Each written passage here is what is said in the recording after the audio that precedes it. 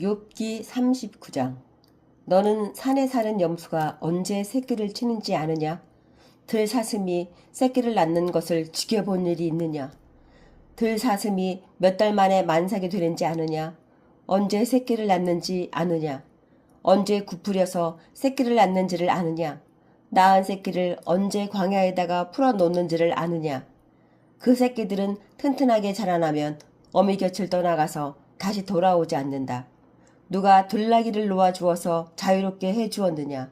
누가 날쌘 나귀에게 매인 줄을 풀어주어서 마음대로 뛰놀게 하였느냐?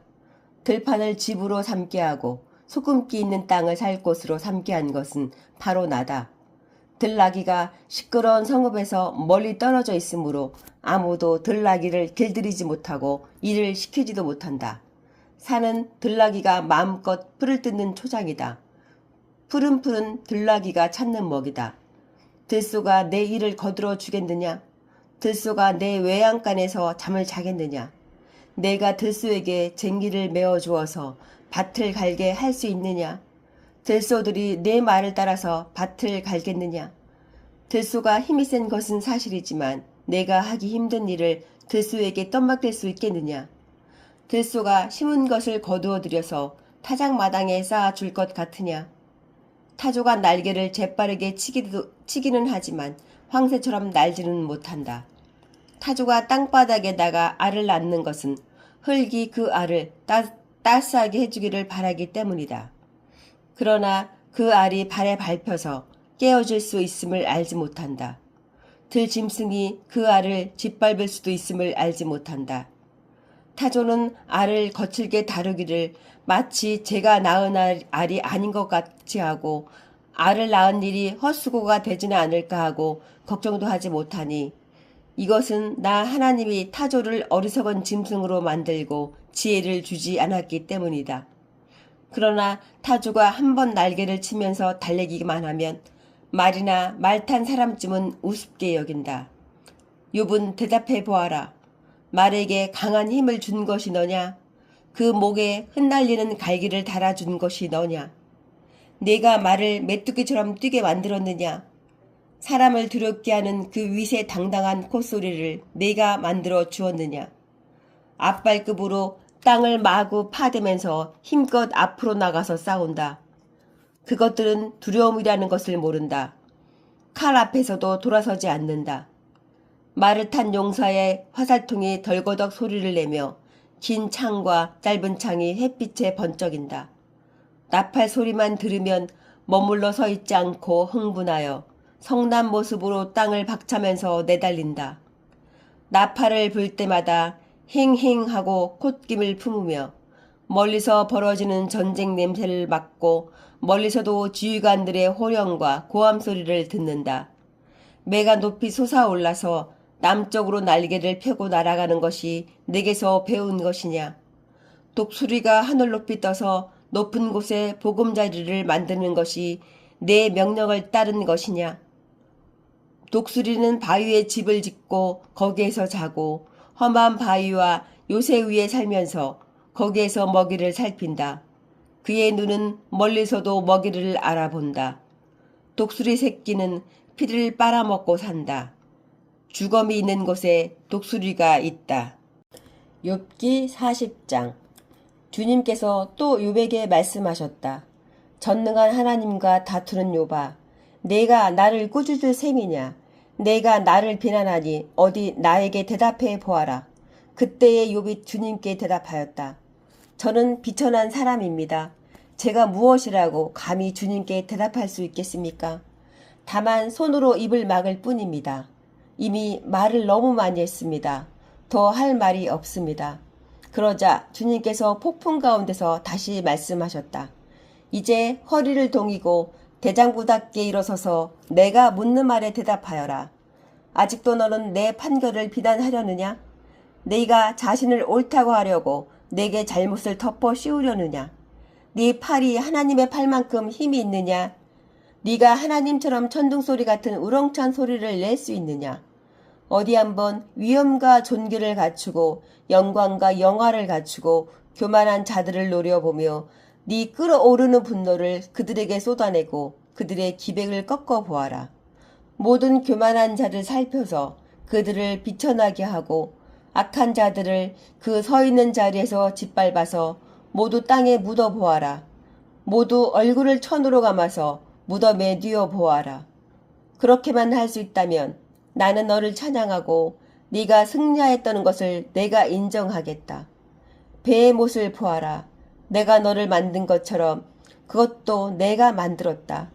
그것이 소처럼 풀을 뜯지만 허리에서 나오는 저 억센 힘과 배에서 뻗쳐 나오는 저 놀라운 기운을 보아라.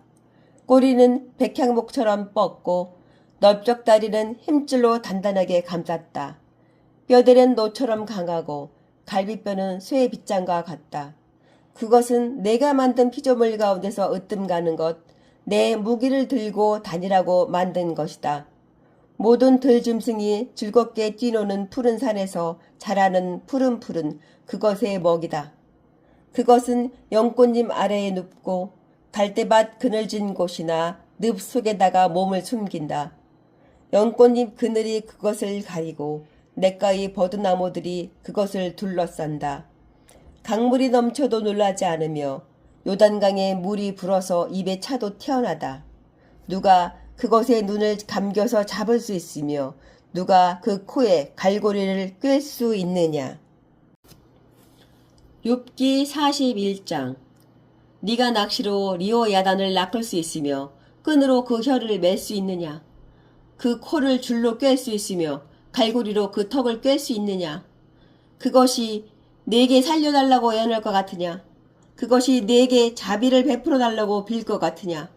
그것이 너와 언약을 맺기라도 하여 영원히 네 종이 되겠다고 약속이라도 할 것 같으냐. 내가 그것을 쾌처럼 길들여서 데리고 놀 수 있겠으며 또 그것을 끈으로 메어서 여종들의 노르개로 삼을 수 있겠느냐. 어부들이 그것을 가지고 흥정하고 그것을 토막내어 상인들에게 팔 수 있겠느냐. 네가 창으로 그것의 가죽을 꿰뚫을 수 있으며 작살로 그 머리를 찌를 수 있겠느냐. 손으로 한번 만져만 보아도 그것과 싸울 생각은 못할 것이다. 리오 야단을 보는 사람은 쳐다보기만 해도 기가 꺾이고 땅에 고꾸라진다. 그것이 흥분하면 얼마나 난복하겠느냐. 누가 그것과 맞서겠느냐. 그것에게 덤벼들고 그 어느 누가 무사하겠느냐. 이 세상에는 그럴 사람이 없다. 리오 야단의 다리 이야기를 어찌 빼놓을 수 있겠느냐. 그 용맹을 어찌 말하지 않을 수 있겠느냐. 그 늠름한 체구를 어찌 말하지 않고 지나겠느냐. 누가 그것의 가죽을 벗길 수 있겠느냐. 누가 두겹 갑옷 같은 비늘 사이를 뚫을 수 있겠느냐. 누가 그것의 턱을 벌릴 수 있겠느냐. 빙 둘러 돋아있는 이빨은 보기만 해도 소름이 끼친다. 등 비늘은 그것이 자랑할 만한 것, 빽빽하게 짜여 있어서 돌처럼 단단하다. 그 비늘 하나하나가 서로 이어 있어서 그 틈으로는 바람도 들어가지 못한다. 비늘이 서로 연결되어 꽉 달라붙어서 그 얽힌 데가 떨어지지도 않는다. 재채기를 하면 불빛이 번쩍거리고 눈을 뜨면 그 눈꺼풀이 치켜 올라가는 모양이 동이 트는 것과 같다. 입에서는 횃불이 나오고 불똥이 튄다. 콧구멍에서 펑펑 쏟아지는 연기는 끓는 가마 밑에서 타는 갈대 연기와 같다. 그 숨결은 숯불을 피울 만하고 입에서는 불꽃이 나온다. 목에는 억센 힘이 들어있어서 보는 사람마다 겁에 질리고 만다. 살갗은 쇠로 입힌 듯이 약한 곳이 전혀 없다.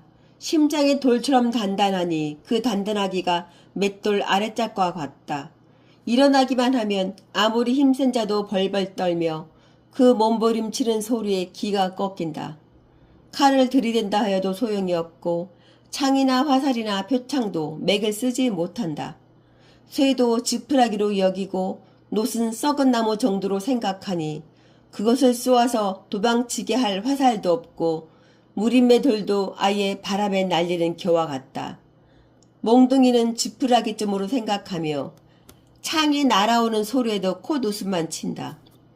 뱃가죽은 날카로운 질그릇 조각과 같아서 타작기가 핥힌 진흙 바닥처럼 지나간 흔적을 남긴다.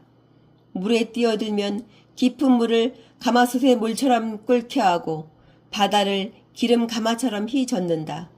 한번 지나가면 그 좌치가 번쩍번쩍 빛을 내니 깊은 바다가 백발을 휘날리는 것처럼 보인다.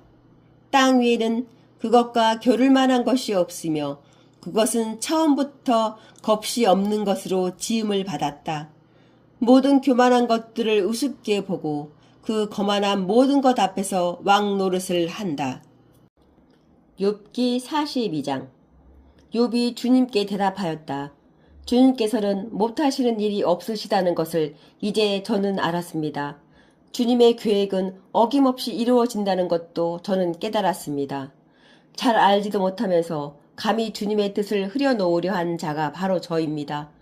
깨닫지도 못하면서 함부로 말을 하였습니다. 제가 알기에는 너무나 신기한 일들이었습니다. 주님께서 말씀하셨습니다. 들어라, 내가 말하겠다. 내가 물을 터이니 내게 대답하여라 하셨습니다. 주님이 어떤 분이시라는 것을 지금까지는 제가 귀로만 들었습니다. 그러나 이제는 제가 제 눈으로 주님을 뵙습니다. 그러므로 저는 제 주장을 거두어 드리고 티끌과 잿더미 위에 앉아서 회개합니다. 주님께서는 욥에게 말씀을 마치신 다음에 대만 사람 엘리바스에게 이렇게 말씀하셨다.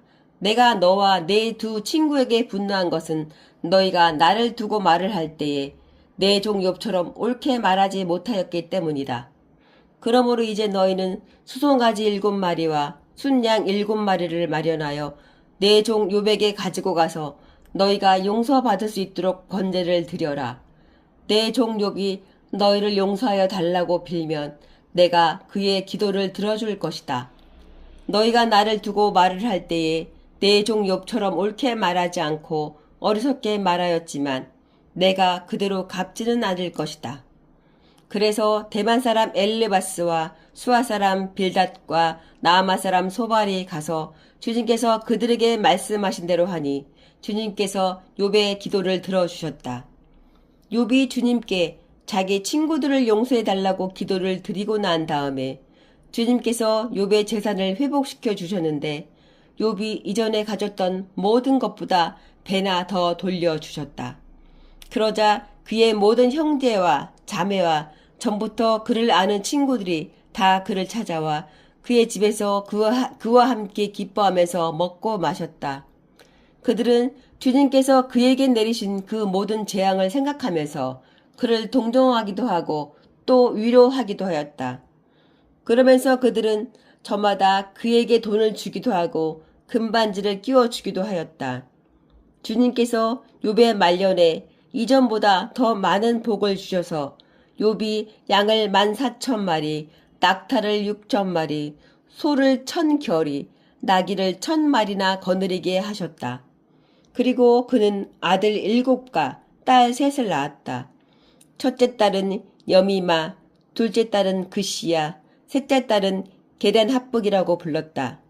땅 위 어디에서도 욥의 딸들처럼 아리따운 여자를 찾아볼 수 없었다. 더욱이 그들의 아버지는 오라비들에게 준 것과 똑같이 딸들에게도 유산을 물려주었다. 그 뒤에 욥은 140년을 살면서 그의 아들과 손자 4대를 보았다. 욥은 이렇게 오래 살다가 세상을 떠났다. 시편 28편. 반석이신 나의 주님, 내가 주님께 부르짖으니 귀를 막고 계시지 마십시오. 주님께서 입을 다무시면 내가 무덤으로 내려가는 사람같이 될까 두렵기만 합니다. 주님의 지성소를 바라보며 두 손을 치켜들고 주님께 울부짖을 때에 나의 애원하는 소리를 들어주십시오. 악인들과 사악한 자들과 함께 나를 싸잡아 내동댕이 치지 마십시오. 그들은 이웃에게 평화를 말하지만 마음에는 악을 품고 있습니다. 그들의 행위와 그 악한 행실을 따라 그들에게 고스란히 갚아 주십시오. 그들이 한 그대로 그들에게 갚아 주십시오. 그들이 받을 벌을 그들에게 되돌려 주십시오. 주님께서 하신 놀라운 일들을 대수롭지 않게 여기고 손수하신 일들을 하찮게 여기는 그들이 다시는 일어서지 못하게 멸하십시오. 애원하는 나의 간구를 들어주셨으니 주님을 찬양하여라. 주님은 나의 힘, 나의 방패이시다. 내 마음이 주님을 굳게 의지하였기에 주님께서 나를 건져 주셨다. 내 마음을 다하여 주님을 기뻐하며 나의 노래로 주님께 감사하련다. 주님은 주님의 백성에게 힘이 되시며 기름 부어 세우신 왕에게 구원의 요새이십니다. 주님의 백성을 구원하여 주십시오. 주님의 소유인 이 백성에게 복을 내려 주십시오. 영원토록 그들의 목자가 되시어 그들을 보살펴 주십시오. 아멘.